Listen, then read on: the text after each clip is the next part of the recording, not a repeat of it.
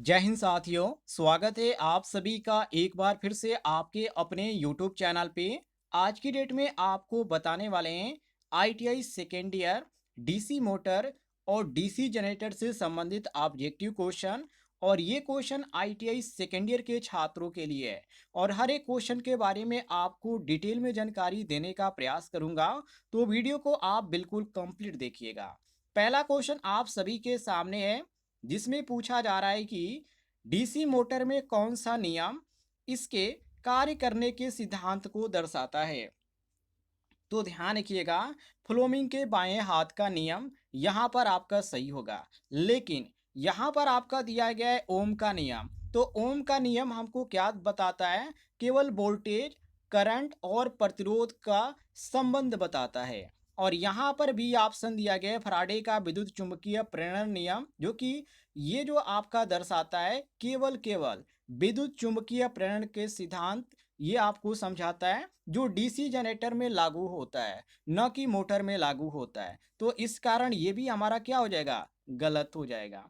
और यहाँ पर दिया गया फ्लोमिंग के बाएं हाथ का नियम, तो डीसी मोटर के लिए ये नियम लागू होता है, क्योंकि यहाँ पर आपका नियम क्या है? आपका नियम यह है कि यह मोटर में बल की दिशा निर्धारित करने में मदद करता है। तो ये आपका फ्लोमिंग के बाएं हाथ का नियम सही हो जाएगा। बाकी यहाँ पे नीचे एक और यहाँ पे दिया गया है फ्लोमिंग के दाएं हाथ का नियम।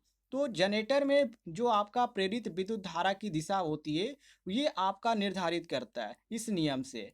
और ये मोटर की केस में ये बिल्कुल भी नियम फॉलो नहीं होता है। तो हमारा क्वेश्चन डीसी मोटर से संबंधित है, तो इसलिए यहाँ पर हम मारेंगे ऑप्शन सी, फ्लोमिंग के बाएं हाथ का नियम। यहाँ पर आपको सी ऑप्शन देखने को मिल रहा है, ये हमारा करेक्ट आंसर हो जाता है।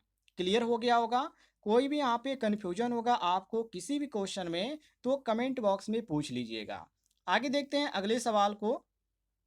सवाल नंबर 2, जिसमें पूछा जा रहा है डीसी जनरेटर में उत्पन्न विद्युत धारा का प्रकार क्या होता है। ये भी क्वेश्चन आपका काफी इंपॉर्टेंट है। तो देखिए, पहला यहाँ पे ऑप्शन दिया गया एसी, जो कि एसी गलत होगा। गलत क्यों होगा? देखिए, डीसी जनरेटर में जो प्रत्यक्ष धारा होती है, जिसको आप डायरेक्ट करंट बोलते हैं, ये आपका उत्पन्न होता है। एसी ये आपका गलत हो गया इस कारण। बाकी यहाँ पे डीसी दिया गया है, तो यहाँ पे ये आपका सही होगा, डीसी सही होगा। डीसी सही होने के पीछे का कारण क्या है, ये भी आप जान लीजिए। तो डीसी जनरेटर की जो संरचना होती है कुछ इस प्रकार की होती है कि वो केवल एक ही दिशा में धारा प्रवाहित करता है, ये आपका इसी कारण सही होगा। बाकी यहाँ पे दोनों दिया गया एसी और डीसी, तो ये तो और भी यहाँ पे गलत हो जाएगा, क्योंकि विशिष्ट डीसी जनरेटर केवल जो होता है डीसी ही उत्पन्न करता है, और यहाँ पे दिया गया इनमें से कोई नहीं। तो ये तो सरासर गलत हो जाएगा। ठीक है, तो ये आप कह सकते हैं केवल यहाँ पे सही होगा वो आपका डीसी सही होगा। बी ऑप्शन आपका करेक्ट आंसर हो जाएगा। क्लियर हो गया साथियों? कोई भी कंफ्यूजन हो तो कमेंट बॉक्स में पूछ लीजिएगा। आगे बढ़ते हैं अगले सवाल को। देखिए, सवाल नंबर 3, जिसमें पूछा जा रहा है एक डीसी मोटर में बैक ईएमएफ, मतलब बैक ईएमएफ का कार्य क्या होता है? ईएमएफ का मतलब क्या होता है? तो ध्यान रखिएगा, ईएमएफ मतलब इलेक्ट्रोमोटिव फोर्स। और इसमें यह पूछा जा रहा है कि एक डीसी मोटर में बैक ईएमएफ का कार्य क्या होता है। तो बैक ईएमएफ का कार्य क्या होता है, जैसे ऑप्शन को देखिए, यहाँ पर दिया गया कि मोटर की गति को बढ़ाने के लिए, तो ये आपका गलत होगा। क्योंकि साथियों, जो बैक ईएमएफ होता है वास्तव में मोटर की गति को ये नियंत्रित करता है, लेकिन ये अधिक गति को यहाँ पे कंट्रोल नहीं कर सकता। इसी कारण हम इसको मारेंगे बिल्कुल गलत। यहाँ पे भी ऑप्शन दिया गया है मोटर को जलने से बचाने के लिए, तो यहाँ पे ये आपका सही हो जाएगा। क्योंकि यहाँ पे सही हम इसलिए यहाँ पे मारेंगे क्योंकि बैक ईएमएफ जो होता है वो आपूर्ति वोल्टेज का विरोध करता है और अधिक धारा प्रवाह करने से रोकता है। तो इसी कारण हमारा सही होगा बी ऑप्शन। बाकी सी ऑप्शन भी यहाँ पे दिया गया, जिससे कि धारा प्रवाह को बढ़ाने के लिए। तो ध्यान रखिएगा, ये आपका सी ऑप्शन भी गलत हो जाएगा, क्योंकि साथियों बैक ईएमएफ वास्तव में धारा को सीमित करता है, न कि बढ़ाने में मदद करता है। तो ये भी हमारा गलत हो जाएगा। बाकी यहाँ पे डी ऑप्शन दिया गया लोड बढ़ाने के लिए, तो लोड बढ़ाने के लिए ये भी आपका ऑप्शन गलत है, क्योंकि साथियों बैक ईएमएफ का सीधा संबंध लोड से बिल्कुल भी नहीं होता है। तो लोड से इसका कोई भी मतलब नहीं होता है, ना बढ़ाने से मतलब है ना घटाने से। इसी कारण जो हम मारेंगे सही ऑप्शन, वो हमारा ऑप्शन बी सही हो जाएगा, मोटर को जलने से बचाने के लिए। बैक ईएमएफ का कार्य होता है मोटर को जलने से बचाने के लिए, ये ध्यान रखिएगा। यहाँ पर आपका सही हो जाता है ऑप्शन बी, ठीक है। ध्यान रखिएगा, रीजन आपसे पूछे कोई कि ये मोटर को जलने से कैसे बचाता है, तो आप ये कहिएगा कि बैक ईएमएफ जो होता है वो आपूर्ति वोल्टेज का विरोध करता है और अधिक धारा प्रवाह को रोकता है, जिसके कारण ये मोटर को क्या करता है, सुरक्षा देता है, तो मोटर को जलने से बचाने के लिए बी ऑप्शन आपका सही हो जाएगा। क्लियर हो गया? आगे देखिए सवाल नंबर 4 को देखिए, जिसमें पूछा जा रहा है एक डीसी जनरेटर में कौन सा भाग यांत्रिक ऊर्जा को विद्युत ऊर्जा में परिवर्तित करता है। तो यांत्रिक ऊर्जा को विद्युत ऊर्जा में जो परिवर्तित करता है साथियों, उसको हम क्या बोलते हैं, उसको यहाँ पे बोलते हैं साथियों आर्मेचर। यहाँ पे आप बी ऑप्शन देखिए। बाकी यहाँ पे कम्यूटेटर दिया गया ए ऑप्शन, तो विद्युत धारा की दिशा को नियंत्रित करता है ये कम्यूटेटर, लेकिन ऊर्जा रूपांतरण से कोई इसमें संबंध नहीं होता है, इसलिए यहाँ पे हम कम्यूटेटर बिल्कुल गलत मारेंगे। आर्मेचर यहाँ पे दिया गया है, तो ये आपका सही है। आर्मेचर क्यों सही होगा, क्योंकि साथियों ये जो होता है घूर्णन गति से विद्युत धारा उत्पन्न करता है और यांत्रिक ऊर्जा को विद्युत ऊर्जा में बदलने की प्रक्रिया का ये मुख्य भाग होता है, जिसको हम आर्मेचर बोलते हैं। तो यहाँ पर हमारा बी ऑप्शन सही हो जाएगा। बाकी इसमें सी ऑप्शन दिया गया फील्ड वाइंडिंग, तो फील्ड वाइंडिंग भी यहाँ पे क्या हो जाएगा, ये आपका गलत हो जाएगा, क्योंकि चुंबकीय क्षेत्र जो उत्पन्न करता है, ये तो उत्पन्न करता है सही बात है, लेकिन ऊर्जा रूपांतरण नहीं करता है। तो यहाँ पे जब ऊर्जा की बात आती है तो ये आपका गलत हो जाता है। तो हमसे क्वेश्चन में विद्युत ऊर्जा को परिवर्तित करने की बात किया जा रहा है, तो फील्ड वाइंडिंग से ऊर्जा से कोई भी यहाँ पे मतलब नहीं होता है। और डी ऑप्शन दिया गया ब्रश, तो विद्युत संपर्क बनाए रखने के लिए ये आपका ब्रश का उपयोग किया जाता है, लेकिन इससे कोई भी ऊर्जा का संबंध नहीं होता है। इसी कारण यहाँ पे हम डी ऑप्शन भी गलत मारेंगे और जो हमारा सही ऑप्शन होगा वो ऑप्शन नंबर बी होगा। ध्यान रखिएगा। क्लियर हो गया साथियों? आगे बढ़ते हैं। अगला सवाल है सवाल नंबर 5, जिसमें पूछा जा रहा है कि डीसी मोटर में टार्क किस पर निर्भर करता है। वेरी वेरी इंपॉर्टेंट क्वेश्चन है। देखिए जो यहाँ पे करंट और चुंबकीय फ्लक्स होता है, ये आपके साथियों उसी पे निर्भर करता है, क्योंकि यहाँ पे जो इसका सूत्र होता है टी बराबर के फाई इंटू आई, ये जो सूत्र होता है इसी पे ये निर्भर करता है, जहाँ टी टार्क होता है, फाइव चुंबकीय फ्लक्स होता है और आई जो होता है आर्मेचर करंट होता है। तो सही उत्तर इसका होगा करंट और चुंबकीय फ्लक्स, जो कि ऑप्शन ए दिया गया है। चलिए ऑप्शन बी भी देख लेते हैं। यहाँ पे कहा जा रहा है केवल वोल्टेज पर, तो टार्क जो होता है वोल्टेज पे ये निर्भर करता है, नहीं, बिल्कुल गलत है। क्योंकि साथियों जो टार्क होता है वो वोल्टेज के साथ साथ करंट और फ्लक्स पर भी निर्भर करता है, इसलिए हम केवल इसको वोल्टेज नहीं कह सकते। तो इस कारण हमारा ये क्या हो जाएगा, गलत हो जाएगा। यहाँ पे सी ऑप्शन कहा जा रहा है केवल चुंबकीय क्षेत्र पर, तो ये भी आपका गलत हो जाएगा, क्योंकि टार्क जो उत्पन्न करने के लिए जो जरूरत होती है वो करंट की भी आवश्यकता होती है, तो केवल चुंबकीय क्षेत्र पर ये नहीं होता है, ये ध्यान रखिएगा। तो ये भी आपका गलत हो जाएगा। और डी ऑप्शन दिया गया केवल आर्मेचर प्रतिरोध पर, तो ये ध्यान रखिएगा, ये भी ऑप्शन गलत हो जाएगा, क्योंकि प्रतिरोध जो होता है टार्क को निर्धारित करने में ये मुख्य भूमिका नहीं निभाता है, और भी बहुत सारे यंत्र होते हैं। तो इसलिए हम यहाँ पे कह सकते हैं कि जो हमारा सही ऑप्शन होगा वो ऑप्शन नंबर ए होगा, करंट और चुंबकीय फ्लक्स। क्लियर हो गया साथियों? जानकारी पसंद आ रही होगी तो वीडियो पर एक लाइक जरूर कीजिएगा। आगे बढ़ते हैं, अगले सवाल को देखिए। सवाल नंबर 6, जिसमें पूछा जा रहा है सीरीज डीसी मोटर का उपयोग कहाँ किया जाता है। वेरी वेरी इंपॉर्टेंट क्वेश्चन है। शायद मैंने पिछली वीडियो में आपको बताया था, इसका प्रयोग लिफ्ट और क्रेन में ज़्यादातर किया जाता है। ज़्यादातर किस लिए किया जाता है, क्योंकि सीरीज मोटर की जो स्टार्टिंग जो टार्क होती है, मतलब कि हाई स्टार्टिंग टार्क ये प्रदान करता है। ये आपका मोटर जो इसको हम बोलते हैं डीसी सीरीज मोटर, ये हाई स्टार्टिंग टार्क उत्पन्न करता है और भारी लोड उठाने के लिए इसका उपयोग ज़्यादातर किया जाता है। तो लिफ्ट और क्रेन जो होता है यहाँ पे भारी भार उठाने के ज़्यादातर काम में आती है, तो इसलिए यहाँ पे डीसी सीरीज मोटर का उपयोग इसमें ज़्यादातर किया जाता है। यहाँ पर आपका ए ऑप्शन सही हो जाएगा। बाकी यहाँ पे बी ऑप्शन दिया गया पंखे और ब्लोवर, तो इसको भी ध्यान रखिएगा।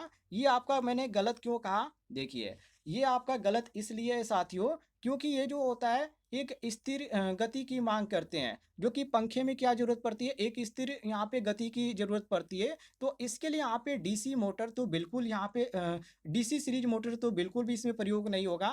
पंखे और ब्लोवर के लिए हम जो प्रयोग करेंगे, उसमें आपका होगा शंट मोटर, ना कि डीसी सीरीज मोटर होगा। इसलिए यहाँ पे हमारा गलत हो जाता है। बाकी यहाँ पे सी ऑप्शन दिया गया है लेथ मशीन, तो लेथ मशीन भी आपका गलत हो जाएगा, क्योंकि साथियों लेथ मशीन में स्थिर गति की जरूरत पड़ती है, और ये स्थिर गति एक ही मोटर प्रदान करता है, जिसको हम शंट मोटर बोलते हैं। तो ये भी आपका गलत हो जाएगा। और यहाँ पे डी ऑप्शन दिया गया है घड़ी।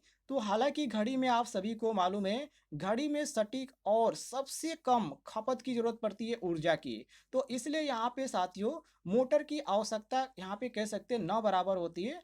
तो यहाँ पे हम कह सकते हैं कि ये भी आपका गलत हो जाएगा। तो हमारा सही हो जाता है ऑप्शन ए, बिल्कुल करेक्ट आंसर। तो काफ़ी कम ऊर्जा खपत वाली जब मोटर की बात किया जाए, तो आपकी घड़ी में प्रयोग की जाती है। बिल्कुल यहाँ पे नॉर्मल सी मोटर होती है, तो इसमें भी आपका ये घड़ी गलत हो जाएगा। तो हम यहाँ पे मारेंगे ऑप्शन नंबर ए, बिल्कुल करेक्ट आंसर, लिफ्ट और क्रेन। ए ऑप्शन साथियों आपका सही हो जाएगा। क्लियर हो गया? आगे बढ़ते हैं। अगला सवाल है साथियों आप सभी के सामने, जिसमें पूछा जा रहा है कि यदि डीसी मोटर का लोड बढ़ा दिया जाए तो बैक ईएमएफ पर क्या प्रभाव पड़ेगा? ये भी क्वेश्चन आपका काफी इंपॉर्टेंट है। देखिए, उस समय आपका क्या होगा, घट जाएगा। बाकी ऑप्शन यहाँ पर दिया गया बढ़ जाएगा, तो ये आपका गलत हो जाएगा, क्योंकि बैक ईएमएफ की मात्रा आर्मेचर की गति पे निर्भर करती है, सबको मालूम होना चाहिए। और जब लोड बढ़ता है तो इसकी गति जो होती है कम होती है, तो जिससे बैक ईएमएफ भी कम हो जाती है। तो यहाँ पे हमसे क्वेश्चन में ये पूछा जा रहा है कि डीसी मोटर का लोड बढ़ा दिया जाए तो बैक ईएमएफ पे क्या प्रभाव पड़ेगा। तो यदि बढ़ा देते हैं बैक ईएमएफ पर लोड के देखते हुए, लोड यदि बढ़ा देते हैं डीसी मोटर पर, तो बैक ईएमएफ बढ़ जाएगा, ना कि सॉरी घट जाएगा, ना कि बढ़ेगा। क्योंकि जब लोड बढ़ता है तो यहाँ पे क्या होता है, ये आपका यहाँ पे जब लोड बढ़ाते हैं तो उस समय ये जो होता है घट जाता है। कोई भी मोटर है, आप उसको आप नॉर्मल गति पे चला रहे हैं, आप कोई लोड नहीं दे रहे हैं, तो वो आपका एक सामान्य यहाँ पे चलेगा एक गति पर। लेकिन जैसे आप उस पर लोड देंगे, तो उस जब लोड आएगा तो वो स्लो चले लगेगा। तो उसी चीज को कहा जा रहा है, तो जो स्लो चलेगा, तो जो चलना है उसको हम बोलते हैं गति। तो ये क्या होगा, गति उस समय घट जाएगा। तो हम यहाँ पे कहेंगे कि घट जाएगा। बी ऑप्शन हमारा सही हो जाएगा। क्लियर हो गया साथियों? और यहाँ पे दिया गया है सी ऑप्शन की अपरिवर्तित रहेगा। अपरिवर्तित का मतलब यहाँ पे कहा जा रहा है कि कोई भी इसमें प्रभाव नहीं पड़ेगा, जो कि यहाँ पे बिल्कुल गलत है। क्योंकि जब आप लोड बढ़ाएंगे, कोई भी मोटर हो, तो जब आप लोड बढ़ाएंगे तो उसमें ईएमएफ में आपको बदलाव देखने को मिलेगा ही मिलेगा। तो यहाँ पे ये सरासर गलत है, ये आपका सी ऑप्शन गलत है। डी ऑप्शन दिया गया पहले बढ़ेगा फिर घटेगा, ऐसा तो बिल्कुल भी नहीं होगा। क्योंकि बैक ईएमएफ जो होता है वो सीधा लोड को प्रभावित करता है, और लोड बढ़ते ही क्या हो जाता है, वहां की स्पीड जो देखने को मिलती है वो घट जाती है। तो इसलिए यहाँ पे हमारा डी ऑप्शन भी क्या हो जाएगा, गलत हो जाएगा। और जो सही ऑप्शन होगा वो हमारा ऑप्शन नंबर बी सही हो जाएगा। क्लियर हो गया साथियों? कोई भी कंफ्यूजन नहीं होना चाहिए। आगे बढ़ते हैं। अगला सवाल आप सभी के सामने, जिसमें पूछा जा रहा है कि डीसी मोटर का मुख्य नुकसान क्या है। देखिए, मोटर के फायदे भी होते हैं और मोटर के नुकसान भी होते हैं। हालांकि इसमें क्वेश्चन में ये पूछा जा रहा है कि डीसी मोटर का मुख्य नुकसान क्या है। तो मुख्य नुकसान ये है कि इसमें जंग बहुत ही जल्द लग जाती है, और ये जो होता है रख रखाव में भी इसका दिक्कत होती है, कई सारी परेशानियां होती है। और यहाँ पे ऑप्शन दिया गया कि कम टार्क, तो ऐसा तो बिल्कुल भी नहीं है। क्योंकि डीसी मोटर के विशेष के रूप में यदि बात किया जाए, तो इसमें हाई टार्क प्रदान करने के लिए यहाँ पे ज़्यादातर प्रयोग किया जाता है। तो यहाँ पर बिल्कुल गलत है कि कम टार्क होता है, ऐसा नहीं है, इसका बहुत ही हाई टार्क होता है। दूसरे नंबर पे कहा जा रहा है अधिक रख रखाव, ये आपका बिल्कुल सही है। क्योंकि डीसी मोटर में ब्रश और जो कम्यूटेटर होते हैं, जो घर्षण के कारण घिसते रहते हैं। तो जब घर्षण के कारण घिसते रहेंगे, तो वहाँ पे रख रखाव में दिक्कत होगी ही होगी। तो हम यहाँ पे कहेंगे कि ऑप्शन जो ए दिया, सॉरी बी दिया गया है, ये बी ऑप्शन हमारा करेक्ट आंसर हो जाएगा। बाकी यहाँ पे सी ऑप्शन दिया गया अधिक ऊर्जा दक्षता, तो ये भी आपका गलत है। क्योंकि ये जो होता है ये कोई यहाँ पे नुकसान नहीं बल्कि इससे लाभ ही होता है। यदि अधिक दस्ता प्रदान करेगा तो उससे हमको लाभ ही मिलेगा, यहाँ पे कोई भी घाटा नहीं होगा। जब हानि होगा तब तो हमें घाटा होगा, तो हम यहाँ पे कह सकते हैं ये भी गलत है। और यहाँ पे दिया गया डी ऑप्शन धीमी गति, तो ये भी गलत है क्योंकि डीसी मोटर को अलग-अलग गति पे चलाया जा सकता है। ऐसा नहीं है कि केवल धीमी गति पे ही चलाया जा सकता है, बहुत हाई भी करके चलाया जा सकता है और बहुत लो भी करके चलाया जा सकता है। तो इसी कारण जो हमारा सही हो जाता है वो ऑप्शन नंबर बी बिल्कुल करेक्ट आंसर हो जाता है। क्लियर हो गया साथियों? आगे बढ़ते हैं। अगला सवाल आप सभी के सामने जिसमें पूछा जा रहा है कि डीसी जनरेटर में कम्यूटेटर का क्या कार्य है? कम्यूटेटर का कार्य क्या होता है? तो देखिए, कम्यूटेटर का कार्य होता है एसी को डीसी में बदलना। मतलब कि कम्यूटेटर का जो मुख्य कार्य है वो है एसी को क्या करना, डीसी में परिवर्तित करना। ये आपका ए ऑप्शन सही हो जाएगा। बाकी यहाँ पे बी ऑप्शन दिया गया है कि चुंबकीय क्षेत्र उत्पन्न करना। तो देखिए, ये चुंबकीय क्षेत्र कैसे उत्पन्न करेगा?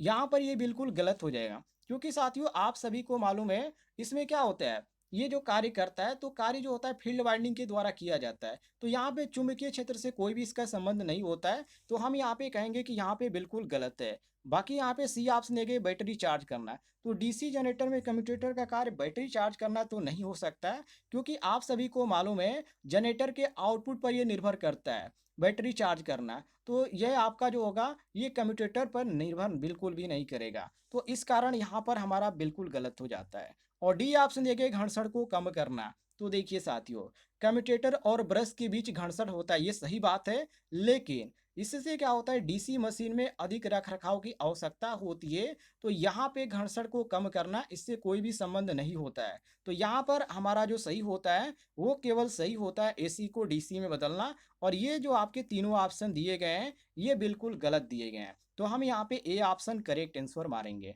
क्लियर हो गया? आगे देखते हैं। क्वेश्चन नंबर 10 को देखिए, जिसमें पूछा जा रहा है कि सीरीज डीसी मोटर की गति किस पर निर्भर करती है? सीरीज डीसी मतलब आप ऐसे कह दीजिए डीसी सीरीज मोटर की गति किस पर निर्भर करती है?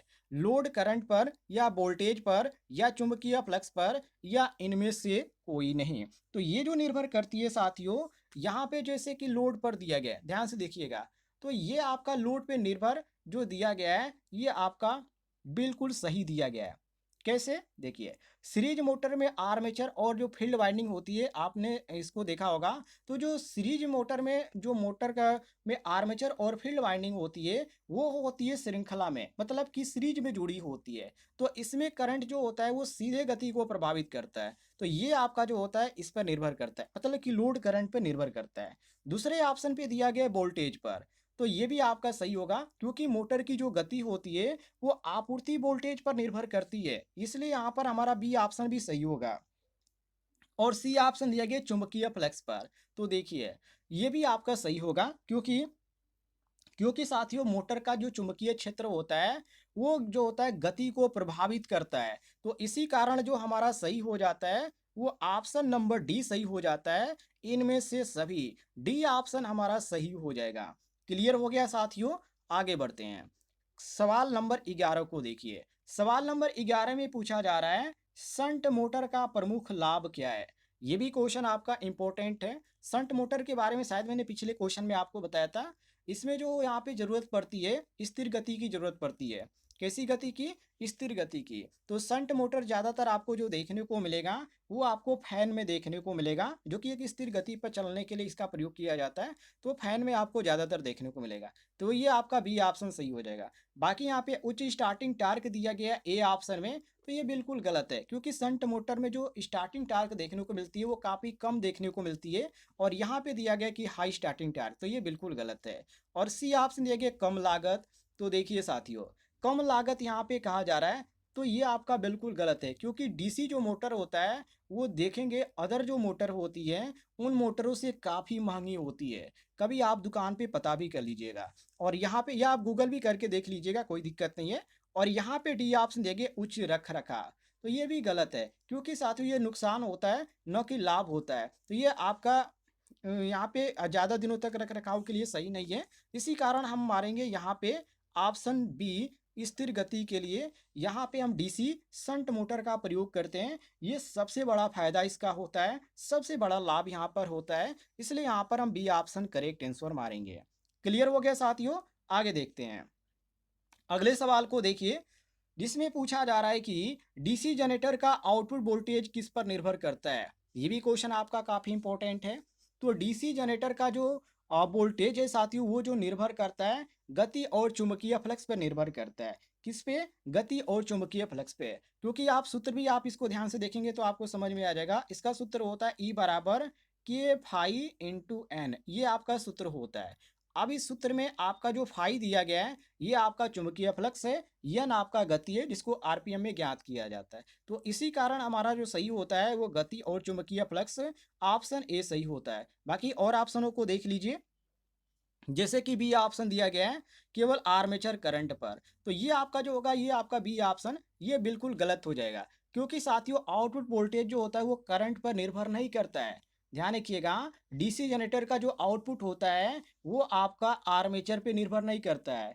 और यहाँ पे दिया गया है सी ऑप्शन, केवल चुंबकीय क्षेत्र पर, तो ये भी आपका गलत है। क्योंकि गति भी आपका महत्वपूर्ण भूमिका निभाती है, न कि चुंबकीय क्षेत्र पर ही केवल निर्भर करता है। और यहाँ पे दिया गया केवल गति पर, तो ये भी आपका जो गलत है। क्योंकि चुंबकीय फ्लक्स भी आवश्यकता होती है इसमें, न कि केवल यहाँ पे गति और चुंबकीय क्षेत्र पर। तो इसी कारण हम दोनों मारेंगे, गति और चुंबकीय क्षेत्र। ध्यान रखिएगा, गति और चुंबकीय क्षेत्र दोनों की जरूरत पड़ती है आउटपुट वोल्टेज पर। तो यहाँ पर हम मारेंगे ऑप्शन नंबर ए कि डीसी जनरेटर का आउटपुट वोल्टेज किस पे निर्भर करता है? गति और चुंबकीय फ्लक्स पर। क्लियर हो गया साथियों? आगे देखते हैं।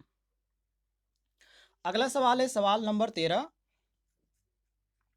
जिसमें पूछा जा रहा है कि यदि डीसी मोटर के ब्रश खराब हो जाए तो क्या होगा। देखिए, कोई भी आपके पास डीसी मोटर है और अचानक से आपको देखने को मिल रहा है कि उसका जो ब्रश है वो खराब हो गया है, तो आपको यहाँ पे क्या करना चाहिए, या मोटर में आपको क्या बदलाव देखने को मिलेगा। तो मोटर जो होगा वो आपका क्या करेगा, वो काम करना बंद हो जाएगा, मतलब कि चलना क्या हो जाएगा, बंद हो जाएगा। और जो सही इसमें ऑप्शन में दिया गया है, यहाँ पर देखिए, मोटर काम करना बंद कर देगा, ये आपका सी ऑप्शन दिया गया है। क्योंकि साथियों जो ब्रश होगा वो विद्युत संपर्क बनाने के लिए यहाँ पे रखा जाता है इसको, और विद्युत संपर्क बनाए रखता है, ये भी ब्रश का काम है। और इसके बाद यदि मोटर यदि खराब हो जाती है, तो मोटर जो यहाँ पर ब्रश संपर्क के करीब नहीं रहेगा, तो उस समय मोटर आपका नहीं चलेगा। कुछ कंडीशन में रुक रुक के चलता है, लेकिन यहाँ पे इसको कहा जाता है कि ये नहीं चल रहा है, मतलब कि काम नहीं कर रहा है सही तरीके से, ऐसा यहाँ पे कहा जाता है। तो हम यहाँ पे मारेंगे ऑप्शन सी, बिल्कुल करेक्ट आंसर। ठीक है, ध्यान रखिएगा। बाकी यहाँ पे दिया गया ए ऑप्शन की मोटर सामान्य रूप से चलेगी, तो ये बिल्कुल गलत है। क्योंकि जो ब्रश है साथियों, ध्यान रखिएगा, जो ब्रश है वो ब्रश के बिना विद्युत संपर्क में संभव नहीं है। ठीक है, और यहाँ पे दिया गया है बी ऑप्शन की मोटर अधिक गति से चलेगी, तो ये भी आपका गलत है। क्योंकि ब्रश के बिना जो मोटर है वो बिल्कुल नहीं चलेगी, इसलिए यहाँ पर हम मारेंगे ऑप्शन सी, बिल्कुल करेक्ट आंसर। बाकी एक और ऑप्शन दिया गया है नीचे, मोटर में शॉर्ट सर्किट हो जाएगा, तो ये भी गलत है। क्योंकि ब्रश यदि खराब हो जाती है तो वो विद्युत के संपर्क में रहेगा ही नहीं, और विद्युत संपर्क टूट जाएगा, तो यहाँ पे विद्युत संपर्क में नहीं है, तो शॉर्ट सर्किट होने का कोई चांस ही नहीं बनता है। तो हम यहाँ पे सी ऑप्शन बिल्कुल करेक्ट आंसर मारेंगे। क्लियर हो गया? आगे देखिए क्वेश्चन नंबर 14 को, जिसमें साथियों पूछा जा रहा है कि डीसी मोटर में गति को नियंत्रित करने के लिए कौन सा तरीका सबसे प्रभावी होता है। तो डीसी मोटर में गति को नियंत्रित करने के लिए साथियों एक तरीका होता है, जिसको क्या बोला जाता है, जिसको बोला जाता है आपूर्ति वोल्टेज बदलना, आर्मेचर प्रतिरोध को बढ़ाना, और फ्लक्स को बदलना। ये सभी प्रक्रिया आपको देखने को मिलती है, और ये सभी प्रक्रिया क्या है, डीसी मोटर के गति को नियंत्रित करने की प्रक्रिया है। अब देखिए, आपूर्ति वोल्टेज बदलकर आप क्या कर सकते हैं, आपूर्ति वोल्टेज साथियों बदलकर आप क्या कर सकते हैं, तो यहाँ पे इसकी गति को नियंत्रित कर सकते हैं। क्योंकि वोल्टेज बदलने से मोटर की गति क्या होती है, सीधे प्रभावित होती है। और बी ऑप्शन देंगे आर्मेचर प्रतिरोध बदलकर, तो ये भी सही है। क्योंकि प्रतिरोध बदलने से आर्मेचर करंट प्रभावित होता है, तो इससे आपको क्या देखने को मिलेगा, गति आपकी कंट्रोल होती हुई नजर आएगी। और तीसरे नंबर पे यहाँ पे कह रहा है फ्लक्स को बदलकर, तो ये भी आपका सही है। क्योंकि साथियों फ्लक्स घटने से गति क्या होती है, बढ़ती है, और बढ़ाने से गति क्या होती है, घटती है। तो इसी कारण हम मारेंगे ऑप्शन नंबर डी, बिल्कुल करेक्ट आंसर। क्लियर हो गया साथियों? ये आपका ऑप्शन नंबर यहाँ पे सही हो जाता है, डी, बिल्कुल करेक्ट आंसर। आगे बढ़ते हैं अगले सवाल को देखिए, सवाल नंबर 15, जिसमें पूछा जा रहा है यदि डीसी जनरेटर की फील्ड वाइंडिंग में करंट की आपूर्ति रोक दी जाए तो क्या होगा। तो यदि करंट की आपूर्ति आप रोक देंगे तो आपको आउटपुट वोल्टेज बिल्कुल भी नहीं मिलेगा, मतलब कि शून्य हो जाएगा। तो यहाँ पर हम कह सकते हैं कि यह आपका सी ऑप्शन सही हो जाता है। बाकी और ऑप्शनों को देख लेते हैं, जैसे कि ए ऑप्शन दिया गया है आउटपुट वोल्टेज बढ़ जाएगा। तो ये आपका बिल्कुल गलत है, क्योंकि फील्ड वाइंडिंग चुंबकीय क्षेत्र उत्पन्न करती है। तो जब फील्ड वाइंडिंग चुंबकीय क्षेत्र उत्पन्न करती है तो वोल्टेज बढ़ाने में ये मदद नहीं करती है। तो इसी कारण यहाँ पर ये ऑप्शन क्या है, बिल्कुल गलत है। और बी ऑप्शन दिया गया आउटपुट वोल्टेज घट जाएगा। तो ये आपका जो दिया गया साथियों ये भी बिल्कुल गलत है, क्योंकि साथियों यहाँ पे वोल्टेज पूरी तरह से शून्य हो जाएगा यदि आउटपुट वोल्टेज घट जाएगा तो। और सी ऑप्शन दिया गया आउटपुट वोल्टेज शून्य हो जाएगा, ये बिल्कुल सही है, क्योंकि फील्ड वाइंडिंग करंट के बिना चुंबकीय क्षेत्र उत्पन्न नहीं होगा। और जब चुंबकीय क्षेत्र उत्पन्न नहीं होगा तो वोल्टेज आपको बिल्कुल भी नहीं देखने को मिलेगा। तो शून्य यहाँ पर आप कह सकते हैं। और डी ऑप्शन दिया गया कि आउटपुट करंट बढ़ जाएगा। तो ये आपका बिल्कुल गलत है, क्योंकि आउटपुट वोल्टेज ही नहीं होगा तो करंट भी नहीं होगा। तो इसी कारण ये भी आपका गलत हो जाता है। और सही ऑप्शन कौन सा होता है, तो ऑप्शन नंबर सी सही होता है। यहाँ पर आपको सी ऑप्शन करेक्ट आंसर देखने को मिलेगा। आगे देखते हैं। अगले सवाल में पूछा जा रहा है कौन सा डीसी मोटर स्टार्टिंग टार्क सबसे अधिक प्रदान करता है। तो वही डीसी सीरीज मोटर, मैंने आपको पिछले शायद क्वेश्चन में बताया था। तो ये आपका सीरीज मोटर यहाँ पर दिया गया है, देखिए ये आपका सही हो जाता है, कोई भी कंफ्यूजन नहीं होना चाहिए। और शंट मोटर गलत है, क्योंकि इसमें क्या होता है, इसमें साथियों स्टार्टिंग टार्क कम होता है और गति क्या होती है, स्थिर होती है। तो ये आपका गलत है। और यहाँ पे सी ऑप्शन दिए गए कंपाउंड मोटर, तो कंपाउंड मोटर भी हमारा क्या होगा, गलत हो जाएगा, क्योंकि एक जो होता है ये क्या है, एक माध्यम होता है जो कि टार्क प्रदान करने का। तो शंट और सीरीज मोटर के बीच ही आपका इसका प्रयोग किया जाता है कंपाउंड मोटर का। तो ये भी आपका क्या है, बिल्कुल गलत हो जाता है। एक यहाँ पर एक स्तर तक कर सकते हैं कि मध्यम स्तर तक टार्क प्रदान करने के लिए कंपाउंड मोटर का प्रयोग किया जाता है। तो यहाँ पर आपका डी ऑप्शन भी दिया गया है यहाँ पर स्टीपर मोटर। तो देखिए ये भी गलत होगा, क्योंकि इसका जो प्रयोग होता है विशेष रूप में यहाँ पे गति को नियंत्रित करने के लिए प्रयोग किया जाता है। तो इसका टार्क से कोई भी लेना देना नहीं होता है, न कि उच्च टार्क से, न कि यहाँ पे निम्न टार्क से। तो इसका कोई भी टार्क से मतलब नहीं होता है। बाकी जो आपका सही ऑप्शन दिया गया है वो सीरीज मोटर यहाँ पे दिया गया है, बी ऑप्शन, ये आपका करेक्ट आंसर हो जाता है। आगे देखते हैं अगले सवाल को, सवाल नंबर 17, जिसमें पूछा जा रहा है कि डीसी जनरेटर में उपयोग किए जाने वाले ब्रश किस सामग्री के बने होते हैं। तो ये ग्रेफाइट के बने होते हैं, ग्रेफाइट के बनाया जाता है। ग्रेफाइट का इसलिए यहाँ पे बनाया जाता है कि क्योंकि साथियों ये जो होता है कम घर्षण प्रदान करता है। और यहाँ पे इसमें जो विद्युत की जो चालकता होती है वो भी काफ़ी अच्छी होती है। तो एक तरह से ये अच्छा क्या है, एक विद्युत चालकता भी है। तो इसी कारण यहाँ पे हम ग्रेफाइट का प्रयोग करते हैं, जो कि यहाँ पे बी ऑप्शन दिया गया है। बाकी यहाँ पे तांबा भी दिया गया है, तो तांबा यहाँ पे गलत होगा, क्योंकि साथियों जो तांबा को हमने गलत इसलिए कहा क्योंकि इसमें अधिक घर्षण उत्पन्न करेगा। और यदि अधिक घर्षण उत्पन्न करेगा तो ब्रश और कम्यूटेटर जो होगा वो जल्दी घिस जाएगा। तो यहाँ पे एक तरह से कह सकते हैं कि ये अच्छी सामग्री नहीं है। और यहाँ पे एल्युमिनियम दिया गया है, जो कि एल्युमिनियम का यहाँ पे सही कहना बिल्कुल गलत है, क्योंकि यहाँ पे अधिक घर्षण जब उत्पन्न करेगा तो ये विद्युत संपर्क के लिए यहाँ पे सही नहीं होगा। क्योंकि आप यहाँ पर देखेंगे एल्युमिनियम का जो भी आप प्रयोग करेंगे तो आप इसको खींच कर देखिएगा, उसमें से ज़्यादातर आपको देखने को मिलता है वो काफ़ी जल्द जो होता है वो वहाँ पे चिकना हो जाता है। तो यहाँ पे कह सकते हैं कि बहुत ज़्यादा यहाँ पे खपत हो जाएगी इसकी, तो इसका हम प्रयोग नहीं कर सकते।